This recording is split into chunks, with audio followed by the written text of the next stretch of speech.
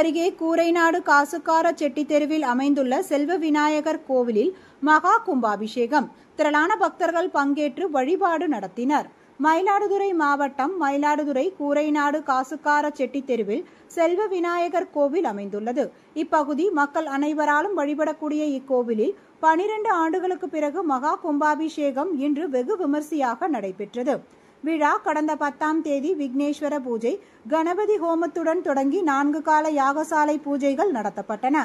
இன்று 4ஆம் கால யாகசாலை பூஜை நிறைவடைந்து பூஜிக்கப்பட்ட புனித நீர் அடங்கிய கடங்களை சிவாச்சாரர்கள் தலையில் சுமந்து விமான கும்பத்தை அடைந்து விமான கலசத்தில் புனித நீர் வார்த்து மகா கும்பாபிஷேகம் வெகு விமர்சையாக நடைபெற்றது.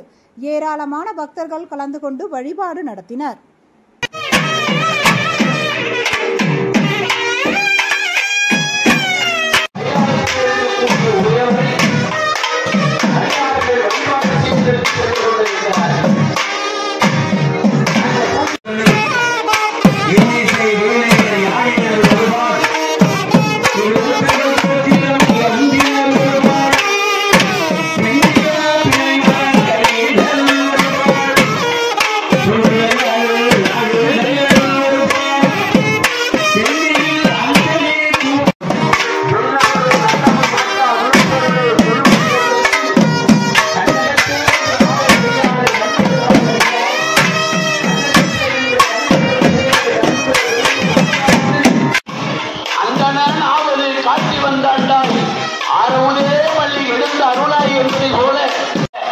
அந்த புனிதப்பட்ட பூஜிக்கப்பட்ட புனித தலமானது அந்த புனித நீரானது வானோக்கி வந்துள்ளது.